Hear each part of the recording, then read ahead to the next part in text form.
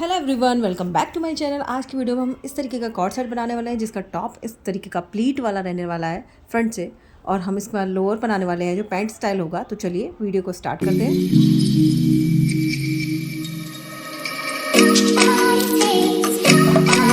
आज हम यहाँ पे पैंट स्टाइल प्लाजो की कटिंग स्टिचिंग करने वाले हैं। यहाँ पे जो पैंट स्टाइल प्लाजो मैं बनाऊंगी उसको आप चाहें तो कॉर्ड सेट के नीचे भी पहन सकते हैं या कुर्ती के नीचे भी आप इसको वियर कर सकते हैं। इसे बनाने के लिए हमें केवल 2 मेजरमेंट चाहिए, हिप के और लेंथ का। आप इस तरीके के पैंट और प्लाजो में सबसे ज़्यादा प्रॉब्लम ये आती है कि यहाँ पे जो क्रॉच पॉइंट है वहाँ पे हम किस तरीके से कटिंग को करें जो आसन में खिंचाव ना आए। तो उसको बनाने के लिए मैं आपको तरीके से बताऊंगी कि आपको किस तरीके से कटिंग करनी है जिससे आपको आसन में खिंचाव नहीं आएगा। तो चलिए बनाना से स्टार्ट करते हैं। यहाँ मैं इसे बिग साइज़ में बनाने वाली हूँ और इसको फुल इलास्टिक बना रही हूँ। आप चाहें तो इसे हाफ इलास्टिक और हाफ बेल्ट भी बना सकते हैं। इस तरीके के पैंट प्लाजो को बनाने के लिए यहाँ पे मैंने 2 मीटर फैब्रिक को लिया हुआ है और इसे 4 फोल्ड करके इस तरीके से मैंने रख लिया हुआ है। ये देखिए, इस तरीके से 4 फोल्ड करके मैंने इसको रख लिया है। अब इसको अच्छे से आयरन कर लेंगे और उसके बाद इस पर हम कटिंग करना स्टार्ट करेंगे। तो सबसे पहले हम यहाँ पे स्ट्रेट लाइन ड्रॉ कर लेंगे। इस पर मैं साइड में एक स्ट्रेट लाइन को ड्रॉ करूँगी इस तरीके से।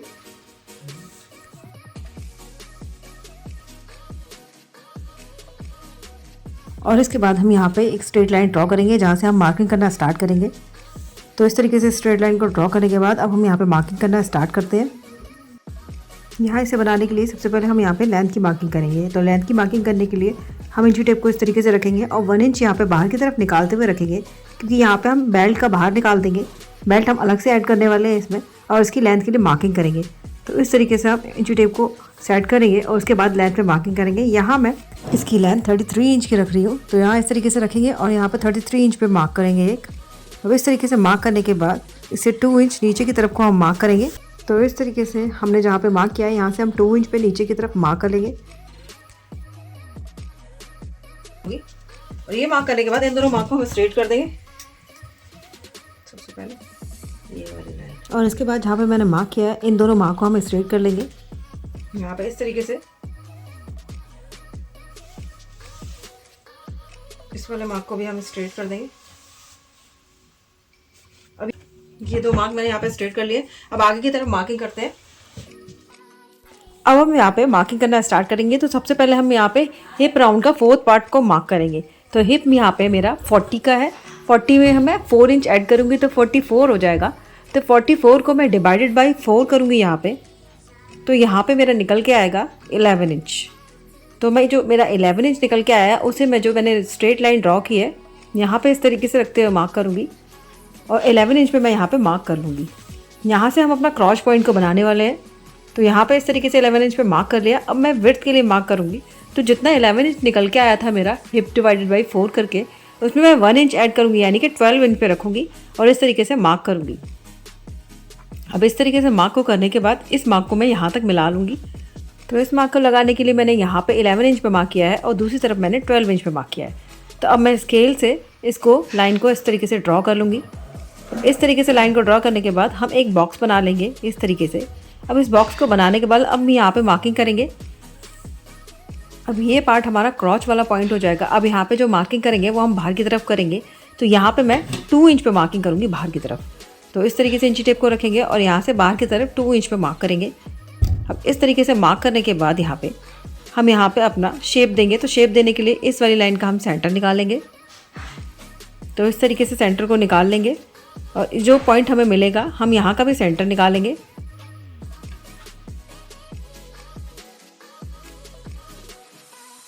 अब इस तरीके से सेंटर में मार्क करने के बाद हाफ इंच अंदर की तरफ को मार्क करते हुए इस वाली लाइन से मार्क को मिला देंगे। अब जो हमने यहाँ पे मिला दिया है इस वाली लाइन से हाफ इंच बाहर की तरफ को, यहाँ से हम 1.5 इंच बाहर की तरफ मार्क करेंगे इस तरीके से क्रॉस करते हुए। अब इस तरीके से मार्क करने के बाद जो हमें जो सेकंड वाला पॉइंट मिला यहाँ से हम इस तरीके से क्रॉच पॉइंट को मिला देंगे। यहाँ पे हम ज़्यादा कर्व शेप में क्रॉच पॉइंट को नहीं बनाएंगे, हम इस क्रॉच पॉइंट को इस तरीके से ही ड्रॉ करेंगे। इस तरीके से बनाने से जो हमारा जो आसन में खिंचाव आता है वो नहीं आएगा, तो इसलिए हम इस तरीके से ड्रॉ करते हैं। अब इस तरीके से ड्रॉ करने के बाद हम इसका सेंटर निकाल लेंगे इस वाली लाइन का। यहाँ से लेके यहाँ तक की लाइन का हम सेंटर निकाल लेंगे और सेंटर पे एक मार्क कर लेंगे। अब ये मार्क करने के बाद हम इस वाले मार्क को नीचे की तरफ भी करेंगे। अब जो हमने सेंटर पे मार्क लगाया था वैसी मार्क को हम यहाँ पे भी करेंगे। तो वहाँ मैंने मार्क 7 इंच पे लगाया था, तो यहाँ से रखते हुए इस तरीके से 7 इंच पे मैं मार्क को लगा लूँगी। अब इस तरीके से मार्क को लगाने के बाद हम यहाँ पे अपना मोहरी का मार्क करेंगे। तो मोहरी के मार्क करने के लिए यहाँ से मैं 1.5 इंच पे मार्क करूँगी और उसके बाद मोहरी का मार्क कर लेंगे। जनरली हम सेंटर पॉइंट से निशान लगाते हैं, पर इस तरीके से निशान लगाने से हमारा जो मोहरी वाला पार्ट है वो ऊपर की तरफ खिंचाव नहीं मारता है, इसलिए हम इस तरीके से मार्क लगाते हैं। तो अब मैंने यहाँ पे 8 इंच पे मार्क लगा लिया है, तो हम दूसरी वाली लाइन पे भी 8 इंच पे मार्क लगा लेंगे। अब इन दोनों लाइन पे मार्क लगाने के बाद मैं आसन वाला पॉइंट का यानी कि क्रॉच वाले पॉइंट को अपने मोहरी वाले पॉइंट से मिला दूँगी। तो यहाँ चाहे तो आप शेप पट्टी से भी इसको मिला सकते हैं, पर मैं यहाँ से स्केल से और इंची टेप से रखते हुए इसको इस तरीके से मिला दूँगी और शेप दे दूँगी।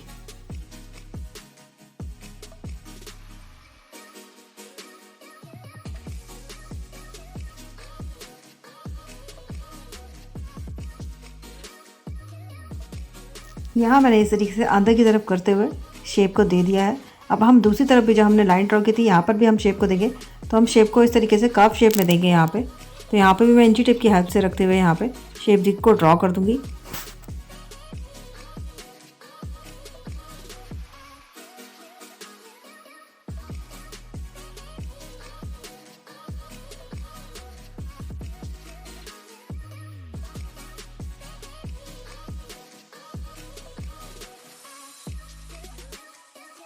इस तरीके से हमने यहाँ पे फ्रंट वाले पार्ट की मार्किंग को कंप्लीट कर लिया है।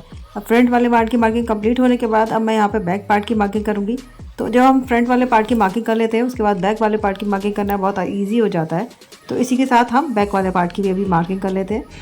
तो यहाँ पर बैक वाले पार्ट की मार्किंग करने के लिए मैंने सबसे पहले क्रॉच वाले पॉइंट पर मार्क करूँगी।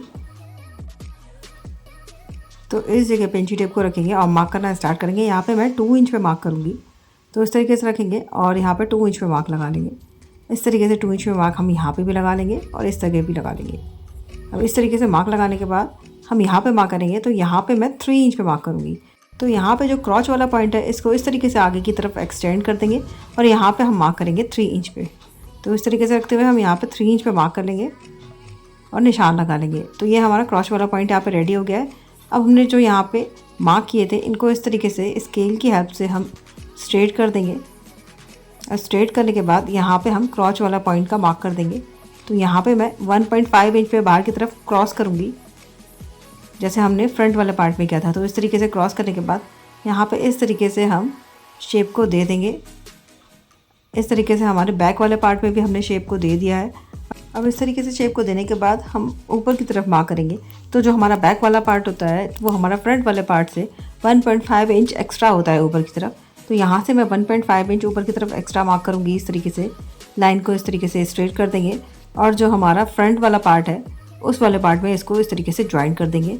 तो जब हम स्लैंटिंग लाइन से इसको ज्वाइन करेंगे तो हमारा बैक वाला क्रॉच पॉइंट ज़्यादा होगा और फ्रंट वाला क्रॉच पॉइंट कम होगा। तो अब इस तरीके से मार्क कर लेते हैं यहाँ पे। तो इस तरीके से मैंने यहाँ पे बैक पार्ट का क्रॉच पॉइंट मार्क कर लिया है। अब इस क्रॉच वाले पॉइंट को मैं मोहरी वाले पॉइंट तक मिलाऊंगी। तो उसके लिए हम यहाँ पे मार्क करेंगे।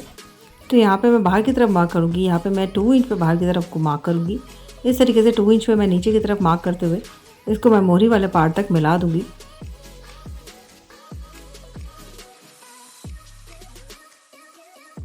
तो इस तरीके से लाइन को ड्रॉ करते हुए इसको हम मोहरी वाले पार्ट से मिला लेंगे।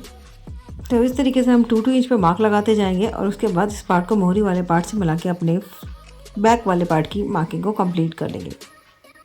तो इस तरीके से मिला के यहाँ पे मोहरी वाले पार्ट को मैंने बैक पार्ट की मार्किंग कंप्लीट कर लिया है। तो यहाँ मैंने 2-2 इंच पे मार्क करते हुए इसको मिलाया है। यहाँ क्रॉच पॉइंट पे मैंने 3 इंच पे मार्क किया है और उसके बाद मैंने इधर साइड भी 2 इंच पे मार्क किया है। तो ये हमने बैक वाले पार्ट की मार्किंग कंप्लीट कर ली। ये 3 इंच पे मिलाने के बाद यहाँ पे क्रॉच पॉइंट पे 2 इंच पे मिलाया है और यहाँ पे मैंने 1.5 इंच ऊपर की तरफ मार्क करते हुए इसको मैंने तैयार कर लिया है यहाँ पे। तो अब इस वाले पार्ट के लिए मैं कट कर लेती हूँ फ्रंट वाले पार्ट को, बैक वाले पार्ट को। अब इतना मार्क करने के बाद हम यहाँ पे बेल्ट के लिए मार्क करेंगे। तो जितना हमारा हिप राउंड है यानी कि हमारा हिप साइज़ का राउंड का जो मार्क निकल के आया है 44 इंच का था, तो उसमें से मैं 6 इंच माइनस करके मार्क करूँगी क्योंकि मैं ये से फुल इलास्टिक बना रही हूँ। तो ये हमारा 36 इंच का हो जाएगा यहाँ पे। तो यहाँ पे मैं जो अपना वेस्ट का साइज़ रख रही हूँ वो 36 इंच का होगा। अब इस तरीके से मार्क करने के बाद ही हमारी फ्रंट और बैक दोनों की मार्किंग कंप्लीट हो गई है। अब इस पार्ट को हम कट कर लेते हैं। तो इस तरीके से ये मैंने दोनों पार्ट को कट कर लिया है। ये हमारा बैक वाला पार्ट है और ये हमारा फ्रंट वाला पार्ट है। वाले पार्ट को मैंने यहाँ पे 1.5 इंच एक्स्ट्रा रखा है। यहाँ पे 3 इंच पे मार्क करके इस तरीके से रखा है। ये वाला पार्ट इस तरीके से आएगा, यहाँ पे इस तरीके से कट कर लिया है। और यहाँ पे मैंने इस तरीके से शेप को दिया हुआ है। आप यहाँ पे ज़्यादा शेप को ना दें, ज़्यादा शेप को अगर हम देते हैं तो यहाँ पे हमारे खिंचाव आने लगता है, तो यहाँ पे खिंचाव ना आए इसलिए हम यहाँ पे शेप कम देते हैं। इसी तरीके से हमने यहाँ पे भी शेप कम दिए, देखिए इस तरीके से यहाँ पे शेप मैंने कम दी हुई है। तो इस तरीके से दोनों पार्ट को मैंने कट कर लिया। अब इसके बाद इसकी बेल्ट को निकाल लेते हैं। तो मैंने इन दोनों पार्ट को कट कर लिया। अब इन दोनों पार्ट को हम हटा देते हैं। अब बेल्ट के लिए फैब्रिक निकालेंगे, फोल्ड करके यहाँ पे रखा हुआ है, यहाँ पे मार्क करेंगे। तो यहाँ पे 1 इंच मेरा बेल्ट में जाएगा, 1 इंच फ्रंट में, 1 इंच बैक में। बेल्ट के लिए 2 इंच पे मार्क करेंगे क्योंकि 1 इंच का हमारा बेल्ट है। और हाफ 0.75 इंच हमारा सिलाई में जाएगा। तो मैं यहाँ पे 3.5 इंच पे मार्क करूँ, यहाँ पे भी 3.5 इंच पे मार्क कर लूँगी। इस तरीके से मार्क करने के बाद यहाँ पे भी हम 3.5 इंच पे मार्क कर लेंगे। 50 इंच की मैंने मार्क किया है तो 25 इंच पे मार्क करेंगे। इस तरीके से मार्क को हम यहाँ पे स्ट्रेट कर देंगे।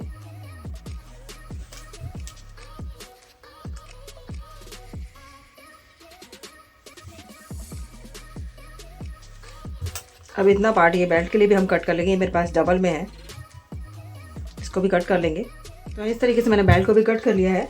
ये मेरा 3.5 इंच का बेल्ट है और लेंथ में मैंने इसे 50 इंच का डबल लिया है, यानी कि 25 इंच का लिया। हाफ इंच हमारा सिलाई में चला जाएगा। तो इतना मार्क करने के बाद ये हमारा बेल्ट भी कट गई है और लोअर भी कट गया। तो चलिए इसकी स्टिचिंग करना स्टार्ट करते हैं। सबसे पहले हम फ्रंट पार्ट के क्रॉच पॉइंट को ज्वाइन कर लेंगे और उसके बाद हम बैक पार्ट के क्रॉच पॉइंट को भी ज्वाइन कर लेते हैं।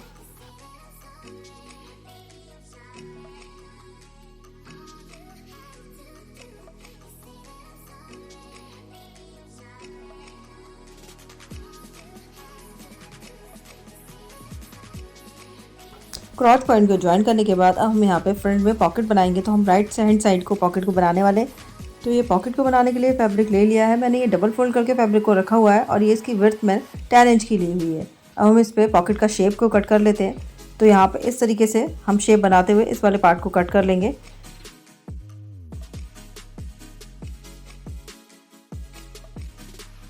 तो यहाँ पे मैंने फैब्रिक को इस तरीके से कट कर लिया है। अब इस तरीके से पॉकेट का फैब्रिक कट करने के बाद अब हम इसे अपने लोअर वाले पार्ट में ज्वाइन करेंगे। तो यहाँ पे फ्रंट वाला पार्ट मैंने ले लिया है और इसको इस तरीके से बिछा लिया है।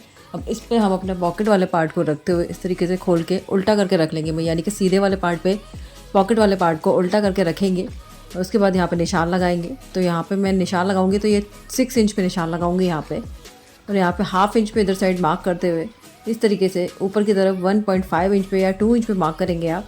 उसके बाद स्लैंटिंग लाइन यहाँ पे ड्रॉ कर देंगे।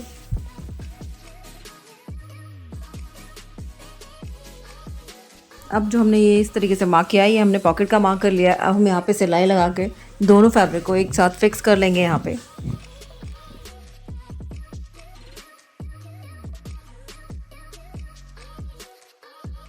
दोनों फैब्रिक को एक साथ ज्वाइन करने के बाद यहाँ पे जो एक्स्ट्रा फैब्रिक है उसको कट कर देंगे और जो हमने यहाँ पे कॉर्नर बनाया हुआ है यहाँ पे हम कट लगा देंगे। ध्यान रहे कि यहाँ पे भी हमारी सिलाई कटे ना, लेकिन हमें कट वहाँ तक लगाना है जहाँ तक हमारी सिलाई है। इसके बाद लगाने के बाद यहाँ पे हम टॉप स्टिच लगा लेंगे। तो इस तरीके से फैब्रिक को खोलते हम यहाँ पर टॉप स्टिच लगा के अपने पॉकेट के लिए तैयार कर लेंगे। यहाँ पे फैब्रिक को मैं अंदर की तरफ रखते हुए पॉकेट में टॉप स्टिच लगा के रेडी करूँगी। तो इस तरीके से टॉप स्टिच लगा के रेडी कर लिया है मैंने। और फैब्रिक को इस तरीके से अंदर की तरफ रखते हुए अंदर की तरफ फैब्रिक को फोल्ड करके हम पॉकेट को रेडी कर लेंगे। तो ये अच्छे से सेट करेंगे हम यहाँ पे। उसके बाद फैब्रिक को इस तरीके से फोल्ड करेंगे और पॉकेट हमारी यहाँ पे बनकर रेडी हो जाएगी। अब जो यहाँ पे हमें रह गया है हमारा फैब्रिक, हम यहाँ पे सिलाई लगा के अपने पॉकेट पे सिलाई लगा के पूरी तरीके से इसे रेडी कर लेते हैं।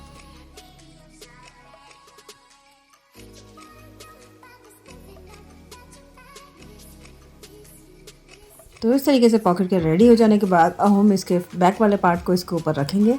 अच्छे से सेट करते हुए रखते हुए हम इसके साइड्स में सिलाई लगा के इसको रेडी कर लेंगे।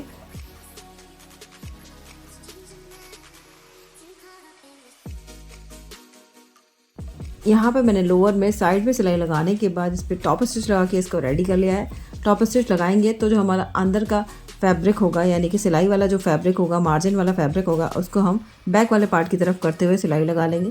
अब इसके बाद हम इसमें बेल्ट को ज्वाइन करेंगे। तो इस तरीके से सीधे फैब्रिक के ऊपर उल्टे फैब्रिक को बेल्ट को रखते हुए इस तरीके से बाहर की तरफ बेल्ट को पहले ज्वाइन करेंगे। इस तरीके से यहाँ पर रखते हुए बेल्ट को पूरी तरीके से ज्वाइन कर लेंगे इसमें।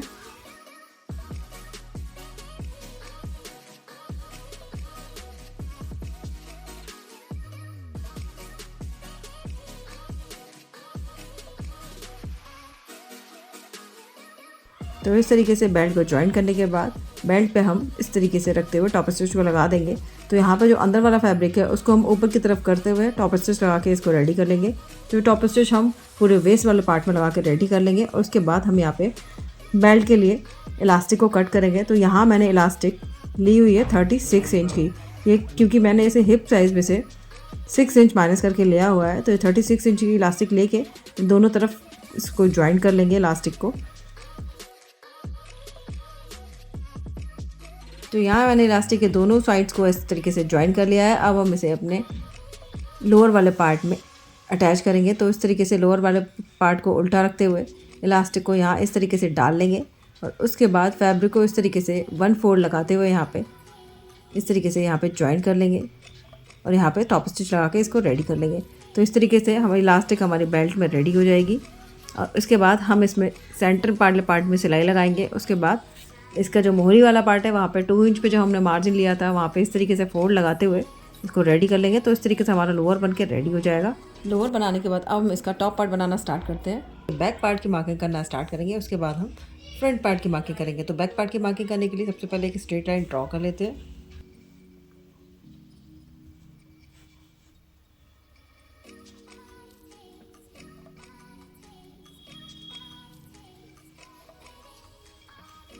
स्ट्रेट लाइन ड्रॉ करने के बाद यहाँ पे मार्किंग करेंगे। तो फुल शोल्डर की मार्किंग का फुल शोल्डर मार्क करेंगे। तो यहाँ पे फुल शोल्डर 15 इंच का है, उसका हाफ पार्ट मार्क करेंगे तो 7.5 इंच होगा। यहाँ से 7.5 इंच पे एक मार्क करेंगे और यहाँ से हम 1 इंच डाउन चले जाएंगे और यहाँ से हम 2.5 इंच पे एक मार्क करेंगे। अब इतना मार्क करने के बाद दोनों मार्क को इस तरीके से मिला देते हैं।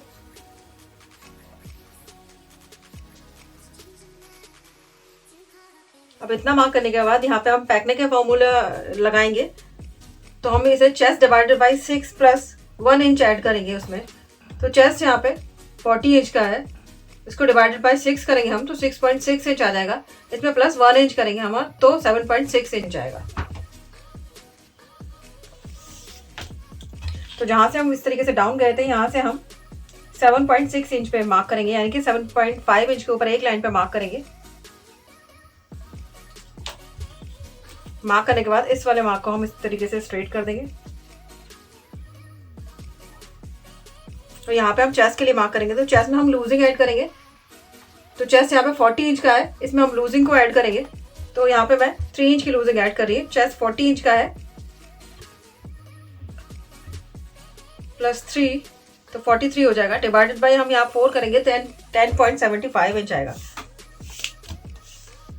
तो यहाँ से रखते हुए 10.75 इंच पे एक मार्क करेंगे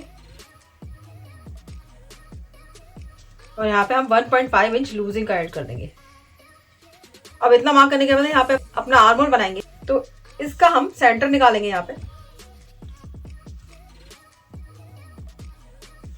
मार्क करने के बाद यहाँ पे एक लाइन जितना अंदर की तरफ मार्क करेंगे और इस तरीके से लाइन ड्रॉ कर लेंगे। उसके बाद यहाँ से हम बाहर की तरफ 1 इंच पे मार्क करेंगे। तो पहले ये लाइन ड्रॉ कर लेते हैं। अब इस वाली लाइन पे हम 1 इंच बाहर की तरफ को मार्क करेंगे। बिल्कुल।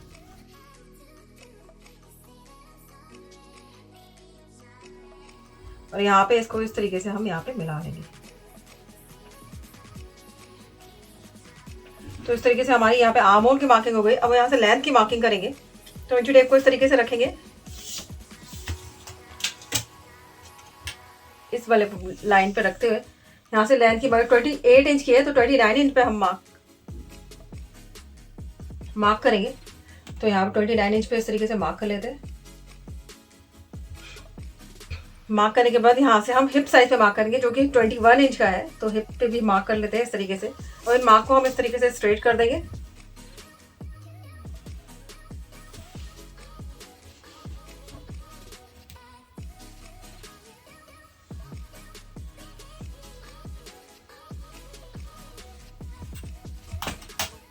इतना मार्क करने के बाद यहाँ पे हिप साइज का मार्क करेंगे। हिप साइज के लिए मार्क करेंगे तो ये हिप यहाँ पे 42 इंच का है, इसमें मैं लूजिंग ऐड करूंगी 4 इंच की लूजिंग ऐड करूंगी तो ये 46 इंच हो जाएगा। 46 डिवाइडेड बाई हम 4 करेंगे यहाँ पे, तो 11.5 इंच आएगा। तो हिप साइज में हम 11.5 इंच पे मार्क करेंगे। इसके बाद लूजिंग ऐड कर देंगे 1.5 इंच की। अब इस तरीके से मार्क करने के बाद इन मार्क को हम मिला लेंगे।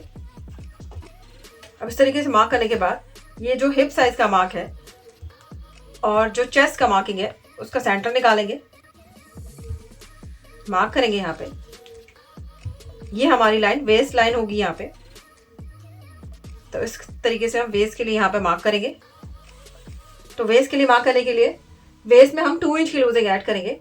तो 37 इंच का वेस्ट है, प्लस 2 इंच की लूजिंग इसमें ऐड करेंगे हम यहाँ पे, तो 39 इंच हो जाएगा। 39 डिवाइडेड बाई 4 करेंगे यहाँ पे, तो 9.75 इंच आएगा। तो यहाँ से रखते हुए 9.75 इंच पे एक मार्क करेंगे।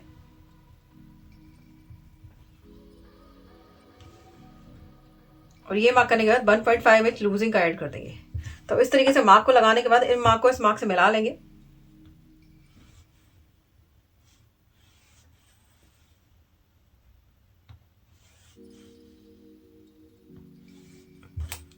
अब इस तरीके से मार्क को मिलाने के बाद यहाँ पे हम ए लाइन का इसको बना रहे हैं। तो ए लाइन का बनाने के लिए हम क्या करेंगे, यहाँ का और यहाँ से इस तरीके से इस वाले पॉइंट पर रखते हुए यहाँ पे लेंथ जितनी है हमारी वो उसको इस तरीके से मेजर करते हुए यहाँ तक मार्क करेंगे। जहां तक आ रही है वहां पे इस तरीके से मार्क करेंगे और इसको हल्का सा कर्व शेप देते हुए इसको कट कर लेंगे। तो इतना मार्क करने के बाद इस वाले पॉइंट को भी हम यहां से मिला लेंगे।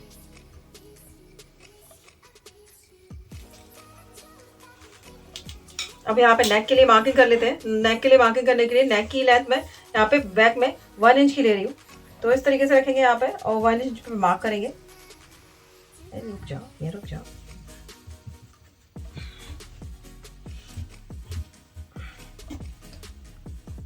करने के लिए हम यहाँ पे शोल्डर मार्क करेंगे पहले। तो शोल्डर यहाँ पे मैं 3 इंच का रख रही हूँ, तो यहाँ पे 4 इंच पे मार्क करूंगी।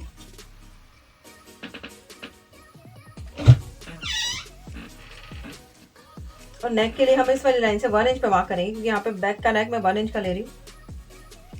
कैसे वापस आ जाते हो? फिर बाहर चली गई। इंच टेप मारकर पता है वही काम नहीं।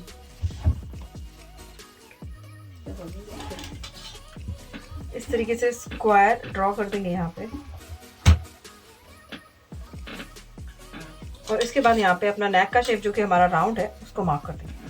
तो यहाँ पे सिलाई का ऐड करेंगे और यहाँ पे हम नेक का शेप ड्रॉ कर देंगे।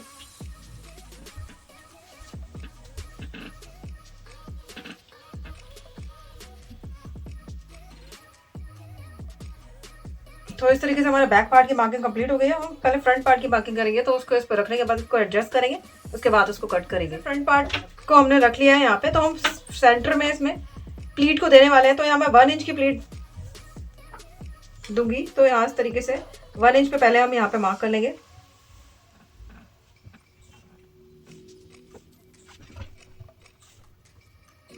और यहाँ पे स्ट्रेट लाइन को हम ड्रॉ कर देंगे इस तरीके से।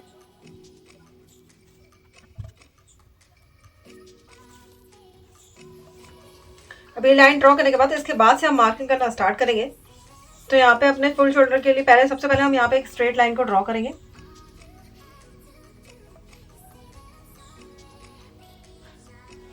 अब ये स्ट्रेट लाइन ड्रॉ करने के बाद यहाँ पे मार्क करेंगे, तो फुल शोल्डर का मार्क करेंगे। तो इस वाली लाइन से हम मार्क करेंगे।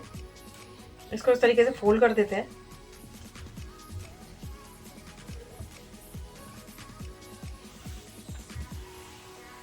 और इस तरीके से फोल्ड करने के बाद यहाँ से मार्किंग करेंगे। तो सबसे पहले यहाँ पे फुल शोल्डर की मार्किंग करेंगे, जो कि 7.5 इंच की है। फुल शोल्डर का हाफ पार्ट 7.5 इंच हमने यहाँ पे मार्क कर लिया। यहाँ से हम 2.5 इंच पे मार्क करते हुए और यहाँ से हम 1 इंच डाउन चले जाएंगे। इन दोनों पॉइंट्स को हम इस तरीके से मिला लेंगे।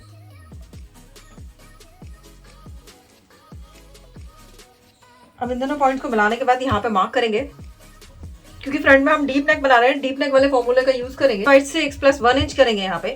तो चेस्ट यहाँ पे 40 का है, उसको डिवाइडेड बाय हम 6 करेंगे यहाँ पे, तो 6.6 इंच आएगा। और इसमें प्लस 0.5 इंच करेंगे हम यहाँ पे, तो 7.1 इंच आएगा निकल के। तो जहां से हम डाउन गए थे यहाँ से हम 7.1 इंच पे मार्क करेंगे। उनके ऊपर एक लाइन पे मार्क करेंगे।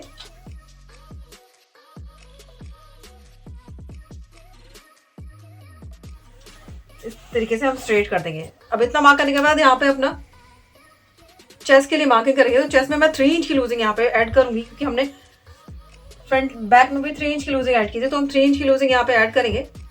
40 प्लस 3 तो 43 डिवाइडेड बाई 4 करेंगे यहाँ पे, तो 10.75 इंच आएगा यहाँ पे। तो यहाँ पे रखेंगे और 10.75 इंच पे मार्क करेंगे। और यहाँ से हम 1.5 इंच मार्जिन का ऐड करेंगे। अब इतना मार्क करने के बाद, क्योंकि यहाँ पे हमारा नेक वी लीफ नेक होगा, तो उसके अकॉर्डिंग हम शोल्डर माइनस 4 से शोल्डर निकाल लेंगे। तो हम अपने फुल शोल्डर में से 2.25 इंच माइनस करेंगे। तो फुल शोल्डर यहाँ पे 15 इंच का है, उसमें से माइनस करेंगे 15 इंच का है, तो माइनस करेंगे उसमें से 2.25 इंच, तो हमारा 12.75 इंच आ जाएगा। डिवाइडेड बाई इसे हम 2 करेंगे तो हमारा 6.3 इंच आएगा। तो हम यहाँ पे 6.3 इंच पे मार्क करेंगे, यानी कि 25 के ऊपर एक लाइन पे मार्क करेंगे इस तरीके से।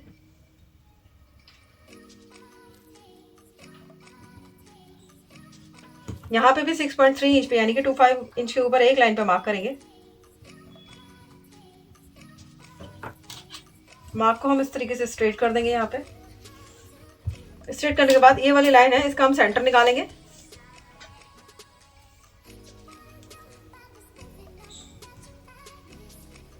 मार्क करेंगे सेंटर पे, और सेंटर से हम 0.25 इंच अंदर की तरफ को मार्क करते हुए यहाँ पे 1 इंच मार्क करेंगे बाहर की तरफ को।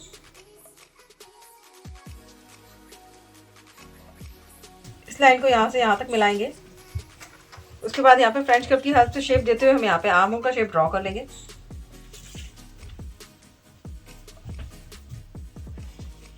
तो इस तरीके से हमने यहाँ पे आर्म होल का शेप ड्रॉ कर लिया है। ये जो हमारा शोल्डर बचा है, इसका हम सेंटर निकालेंगे। मार्क करेंगे यहाँ पे। मार्क करने के बाद यहाँ से हम लेंथ के लिए मार्क करेंगे, नेक के लिए मार्क करेंगे और हिप साइज के लिए मार्क करेंगे। तो नेक हमारा 7.5 इंच पे है, जो कि इसी लाइन पे आएगा। उसके बाद हिप मार्क करेंगे, तो हिप हम 21 इंच का मार्क कर रहे हैं। तो इस तरीके से हिप साइज का मार्क करने के बाद यहाँ पे लाइन को हम स्ट्रेट कर देंगे इस तरीके से। अब इसके बाद हम लेंथ की मार्किंग करेंगे।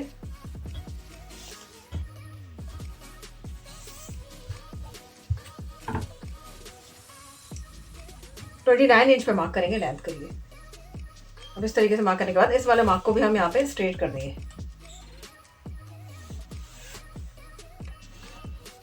अब इस तरीके से मार्क करते हुए हम यहाँ पे हिप के लिए मार्क करेंगे।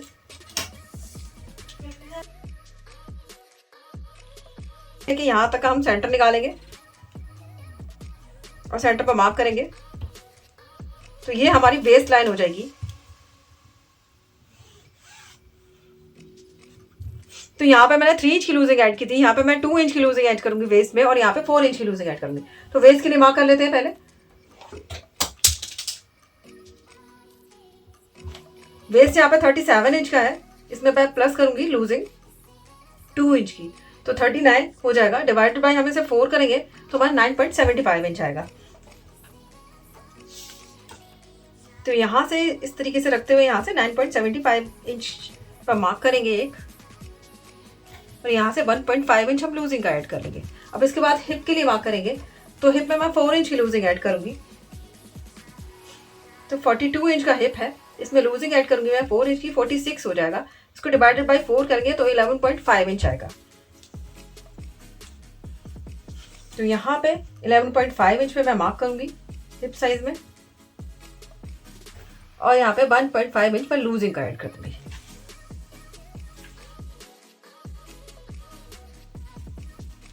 अब इतना मार्क करने के बाद इन मार्क को हम इस तरीके से मिला लेंगे यहाँ पे।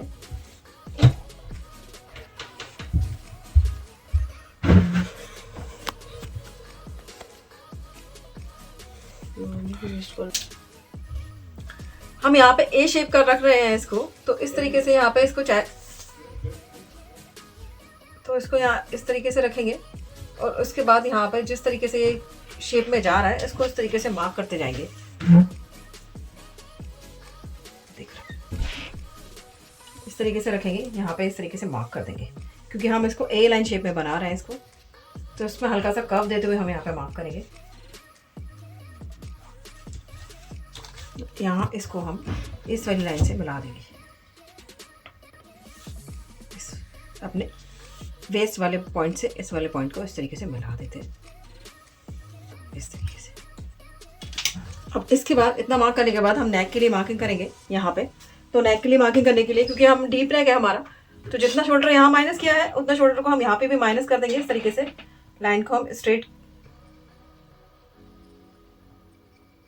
ड्रॉ कर देंगे। अब इस तरीके से लाइन ड्रॉ करने के बाद यहाँ पे अपना शोल्डर मार्क करेंगे। शोल्डर हमारा 3 इंच का है, तो यहाँ पे 4 इंच पे मार्क करेंगे, हाफ इंच सिलाई का दोनों तरफ ऐड करते हुए। तो यहाँ मार्क करने के बाद अब हम यहाँ पे नेक के लिए मार्क करेंगे। तो यहाँ मैं वी लीफ नेक बना रही हूँ, इसको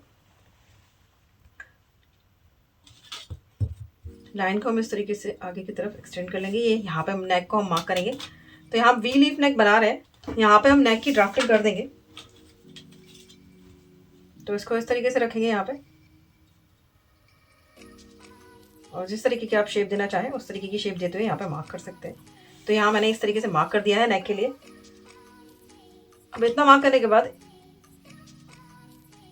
यहाँ पे जो शोल्डर उठे रहने की प्रॉब्लम होती है वो सॉल्व करने के लिए यहाँ से हम 0.1 mm का इस तरीके से एक लाइन जितना अंदर की तरफ मार्क करते हुए इसको इस तरीके से मार्क कर लेंगे। इतना मार्क करने के बाद हम पहले फ्रंट वाला पार्ट कट कर लेंगे। तो इसको इस तरीके से खोल लेंगे, जो कि हमारा 1 इंच का मार्जिन था। इसको खोलने के बाद अब इस वाले पार्ट को कट करेंगे।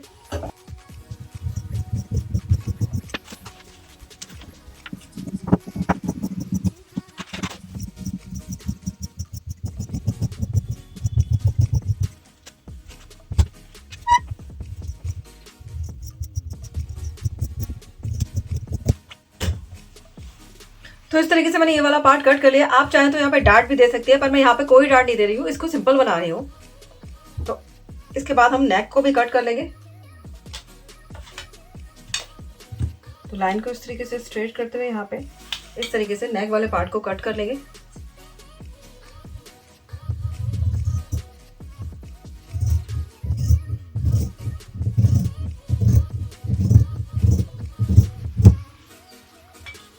तो इस तरीके से हमारा फ्रंट वाला पार्ट कट गया है। अब हम इसको बैक वाले पार्ट के ऊपर रखेंगे, उसके बाद कट करेंगे। तो इस तरीके से बिछा लिया है। यहाँ पे दोनों पार्ट को हम एक जैसा कट करने वाले हैं। तो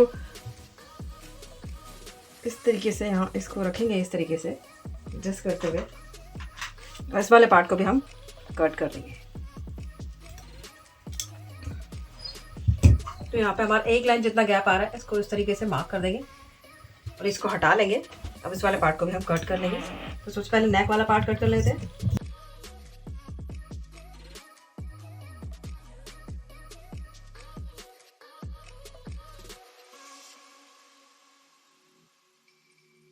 इस तरीके से फ्रंट और बैक की कटिंग करने के बाद यहाँ पे हम फ्रंट का नेक रेडी करेंगे। तो इस तरीके से ये मैंने फैब्रिक को ले लिया है। अब इसके ऊपर मैंने फ्रंट वाले पार्ट को इस तरीके से उल्टा करके रखा है। इसको अच्छे से एडजस्ट करेंगे यहाँ पे, और उसके बाद हम यहाँ पे सिलाई लगा के अपना फ्रंट वाला नेक रेडी कर लेंगे। तो उसको बनाने के लिए मैंने यहाँ पे इसको अच्छे से एडजस्ट कर दिया है। उसके बाद हम यहाँ पे नेक रेडी करेंगे। तो इसमें ऑल पे लगा लेंगे इस तरीके से, और उसके बाद सिलाई लगा के इसको रेडी करेंगे।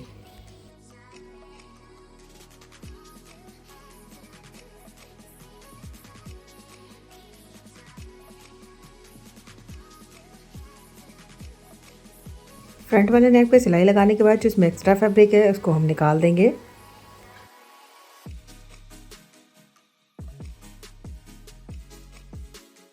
इस तरीके से एक्स्ट्रा फैब्रिक कट करने के बाद हम यहाँ पे छोटे छोटे कट्स को लगा लेंगे। छोटे छोटे कट्स लगाने के बाद हमारा फैब्रिक अच्छे से अंदर की तरफ को टर्न हो जाता है, इसलिए हमें छोटे छोटे कट्स को लगाना होगा। और उसके बाद हम फैब्रिक को इस तरीके से खोलते हुए यहाँ पे टॉप स्टिच लगा के फैब्रिक को अंदर की तरफ टर्न कर देंगे, और उसके बाद प्रेस लगा के इसको रेडी कर लेंगे।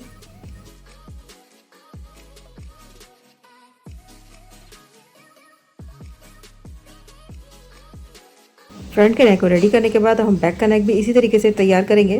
तो बैक के नेक के लिए भी इस तरीके से मैंने फैब्रिक को रखा हुआ है, और यहाँ पे हम रखते हुए इसको सिलाई लगा के तैयार कर लेंगे। अब सिलाई लगाने के बाद यहाँ पे जो एक्स्ट्रा फैब्रिक है इसको कट करके निकाल देंगे।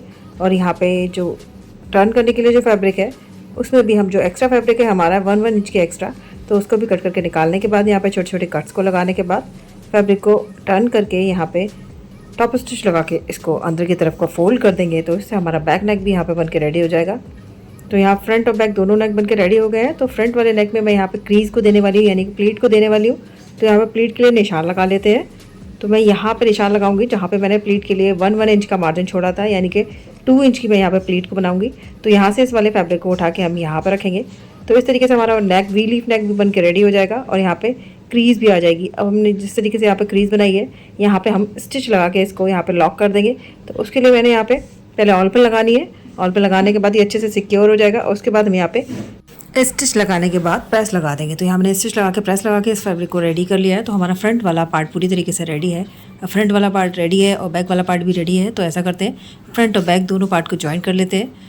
तो हम शोल्डर्स के ज्वाइन करेंगे और जो बैक वाले पार्ट का जो मार्जिन वाला पार्ट है उसको इस तरफ रखते हुए, यानी कि फ्रंट वाले पार्ट की तरफ रखते हुए हम यहाँ पे स्टिच लगा लेंगे और इसी तरीके से हम शोल्डर को रेडी कर लेंगे यहाँ पे। तो यहाँ मैंने दोनों तरफ के शोल्डर को बना के रेडी कर लिया है।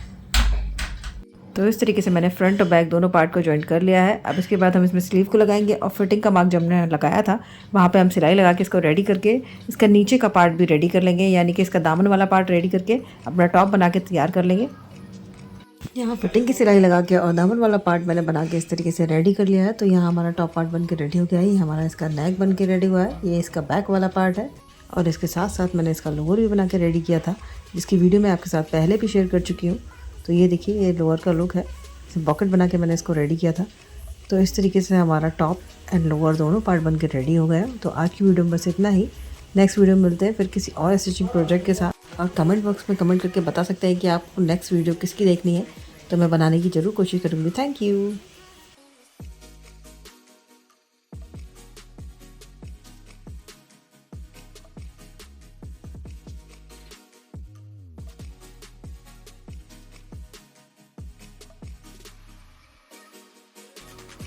तो आज की वीडियो में बस इतना ही। अगर लोअर की कटिंग और स्टिचिंग आपको पसंद आई हो तो वीडियो को फ्रेंड्स के साथ शेयर कीजिएगा, लाइक कीजिएगा, सब्सक्राइब कीजिएगा और मिलते हैं नेक्स्ट वीडियो में। तब तक के लिए बाय बाय, थैंक यू।